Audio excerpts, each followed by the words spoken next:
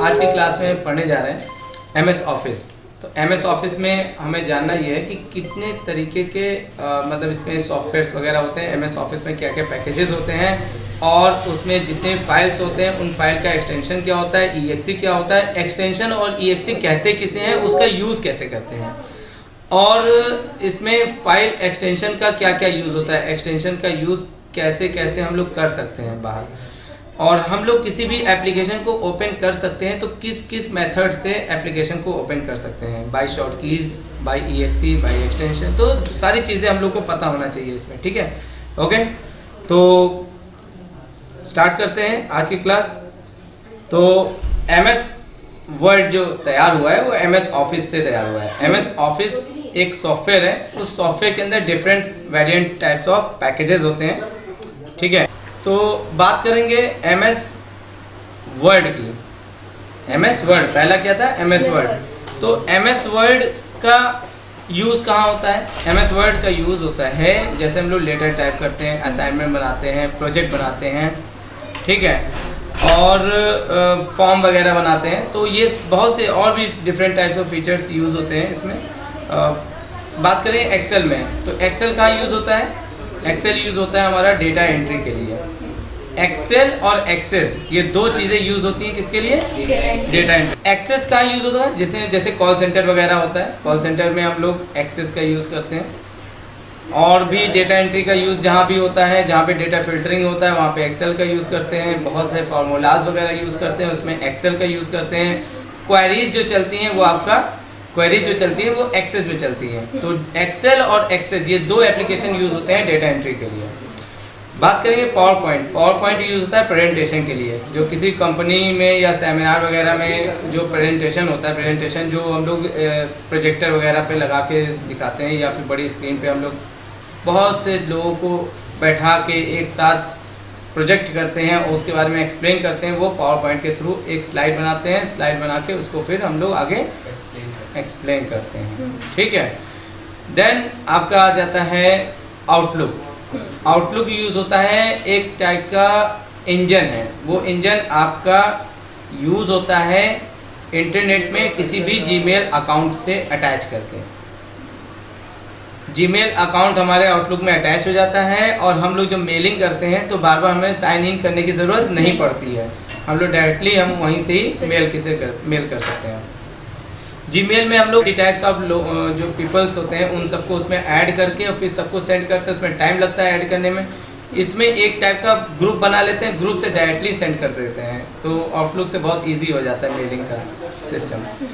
और अलग अलग अकाउंट्स वगैरह होते हैं ना, जैसे मान लीजिए अपने कंप्यूटर सिस्टम पे जब हम लोग विंडो प्रेस कर रहे हैं तो यहाँ देखिए एक अकाउंट ये खुला हुआ एडमिनिस्ट्रेटर, ऐसे दूसरा अकाउंट खुलेगा। तो जितने अकाउंट्स होंगे उतने हम लोग अलग अलग आउटलुक को अलग अलग जीमेल से अटैच करा सकते हैं। तो ये बड़ी अच्छी चीज़ है इसमें। बात करेंगे इन्फोपाथ। वो यूज़ होता है आपका फॉर्म मेकिंग के लिए। जो हम लोग कस्टमाइज फॉर्म वगैरह खुद से क्रिएट करते हैं वो हमारा यूज़ होता है इन्फोपाथ के थ्रू। अब बात करेंगे पब्लिशर यूज़ होता है किसके लिए? पब्लिशिंग के लिए। तो जितने भी कंपोजिंग का वर्क होता है माइक्रोसॉफ्ट की तरफ से एक एप्लीकेशन दे रखा है पब्लिशर। मैं आपको दिखाऊंगा, एक मिनट, मैं यहाँ पे लिख देता हूँ पब्लिशर। ये पब्लिशर है, ये पब्लिशिंग के लिए यूज़ होता है। जैसे कि आप यहाँ पे देख सकते हैं कार्ड्स वगैरह दिए रखे हुए हैं। आप इनके कार्ड का डिज़ाइन अगर आपको करना है तो आपको बना बनाया पैटर्न मिल जाता है, आप इसका यूज़ कर सकते हो। और भी बहुत से टाइप्स हैं। आप जब इसको बंद करोगे फिर से देखोगे, जितना भी यूज़ आप इसमें करोगे हो जाएगा, ठीक है।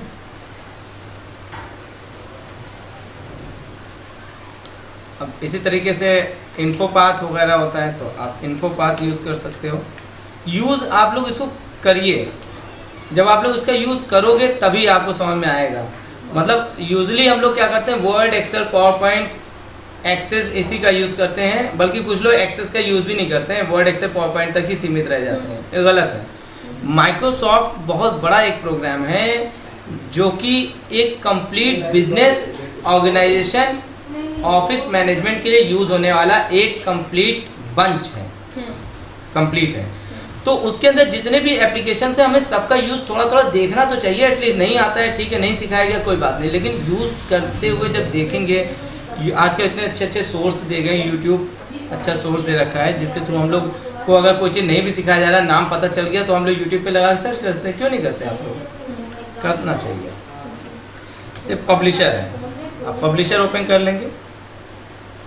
आप देखिए ये पब्लिशर आपने अभी देखा।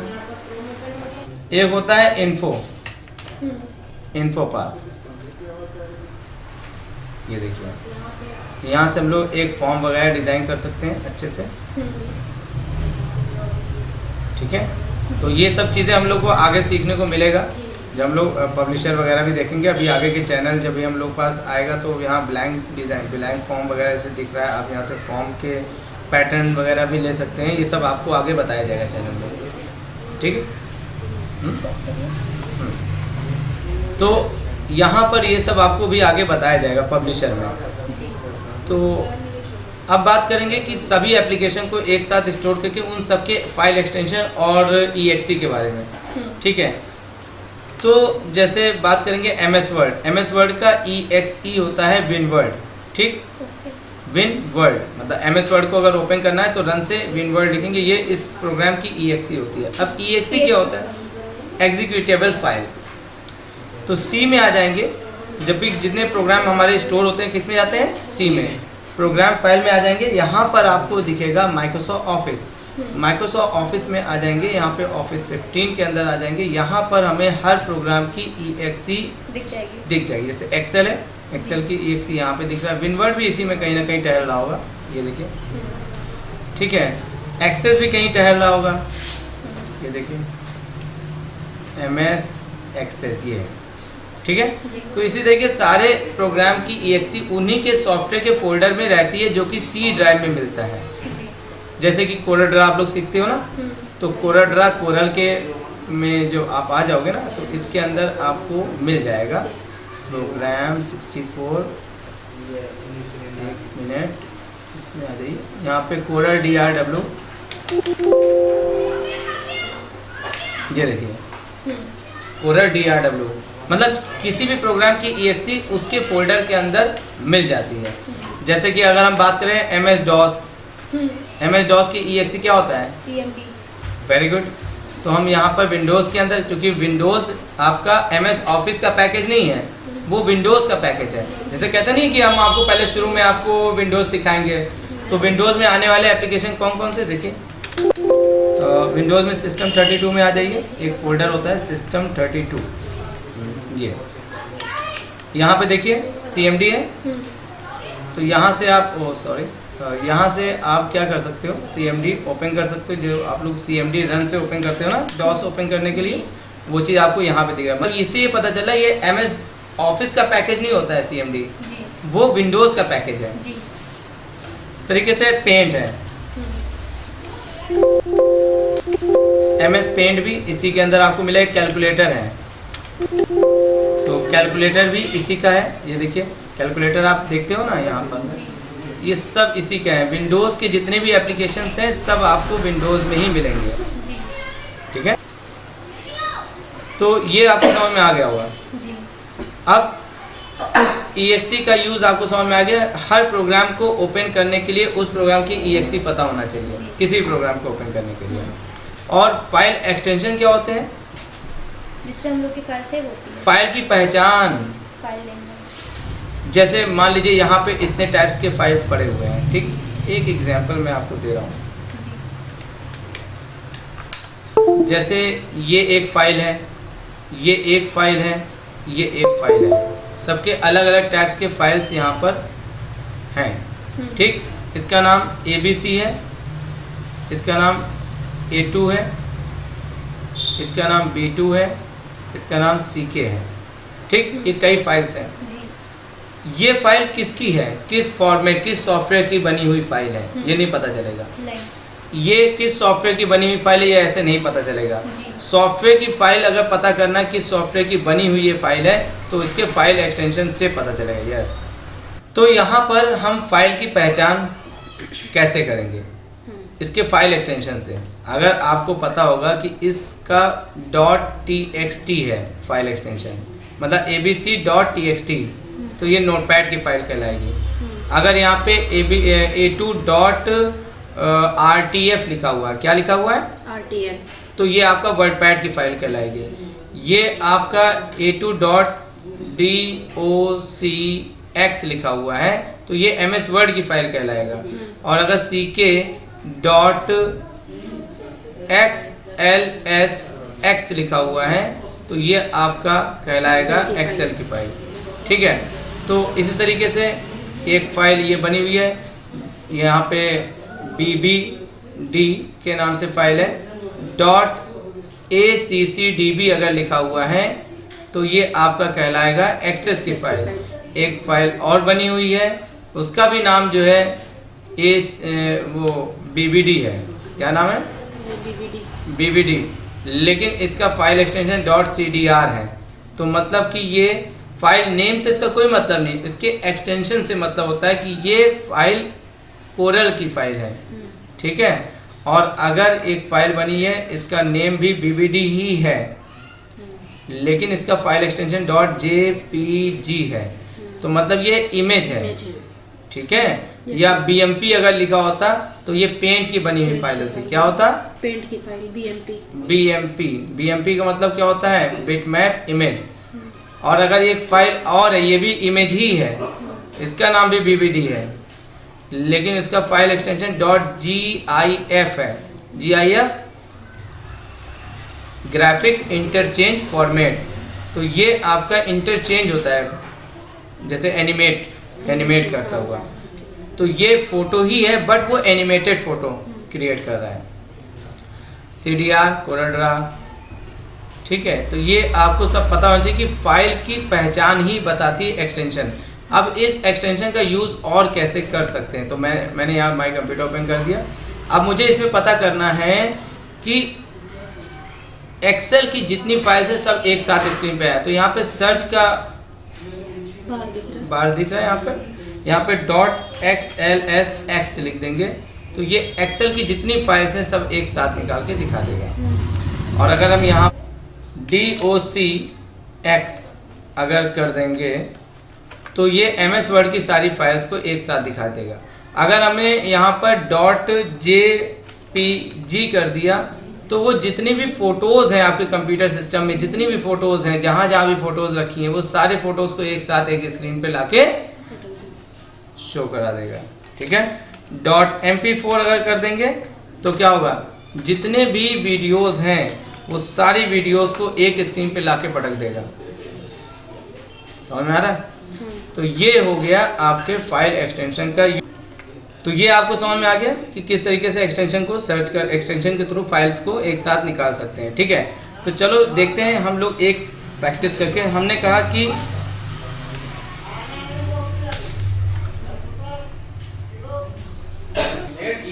तो देखिए यहाँ पर हमने सारे इमेजेस को एक साथ एक स्क्रीन पे लाके यहाँ पे रख दिया। ठीक, अब मुझे ये पता करना है ये जो कोलाज पड़ा हुआ है ये किस जगह पे पड़ा हुआ है, नहीं पता है। राइट क्लिक करेंगे हम यहाँ पे ओपन फाइल लोकेशन पर क्लिक करेंगे, यहाँ पर देखिए। ठीक है, तो यहाँ पर ये देखिए, ये फोटो कोलाज वाली हमारे सामने आ चुकी है। क्लियर? इस तरीके से आप इमेजेस की लोकेशन भी आराम से फाइंड कर सकते हैं। जितने भी फ़ोटोज़ वगैरह पड़े होंगे उनमें से किसी फ़ोटो की लोकेशन को आप इजीली फाइंड कर सकते हैं। ठीक है, और किसी फाइल का एक्सटेंशन पता करना हो क्या होता है, तो राइट क्लिक करके उसकी प्रॉपर्टीज़ पे आके हम यहाँ से उसकी फ़ाइल के एक्सटेंशन को जान सकते हैं कि इसका फाइल एक्सटेंशन। तो ये हो गया एक्सटेंशन का सिस्टम। ठीक है, तो अब मैं आपको बताने जा रहा हूँ कि और किस तरीके से हम किसी भी सॉफ्टवेयर को, जैसे exe से हम ओपन कर लेते हैं, और किस तरीके से हम लोग प्रोग्राम को ओपन कर सकते हैं। जैसे एक तो ये हो गया बाय रन। आप बाय रन तो आपको पता ही है। एक बाय सर्च है, आप यहाँ सर्च से ओपन कर सकते हैं। जैसे यहाँ पे हमने लिख दिया विनवर्ल्ड। ठीक है, इसमें विनवर्ल्ड लिखने की ज़रूरत नहीं, इसमें आपको वर्ड भी लिख दोगे ना तो भी ओपन कर देगा। सबसे अच्छी बात है, जैसे कि अगर आपको कोरल DRW नहीं पता है, आपने यहाँ पे कोरल भी लिख दिया तो भी ओपन करेगा। तो ये आपका सर्च हो गया। एक होता है यहाँ पर आप बाकायदा स्क्रॉल अप डाउन करके यहाँ से सर्च कर सकते हो एप्लीकेशंस को, जिसको भी आपको चलाना है, यूज़ करना है, ठीक है। एक होता है कि हम किसी भी एप्लीकेशन को अपने टास्क बार पे पिन करा सकते हैं। जैसे कि एग्जांपल के तौर पे मैंने ऑटो कैड, मुझे बहुत ज़्यादा यूज़ पड़ता है, मैंने ऑटो कैड पे राइट क्लिक करके यहाँ पे अभी अनपिन कर दिया, निकल गया है। मैं इस पर पिन कराता हूँ, राइट क्लिक करके पिन टू टास्क बार, आप यहाँ पे। इसके बाद अब हम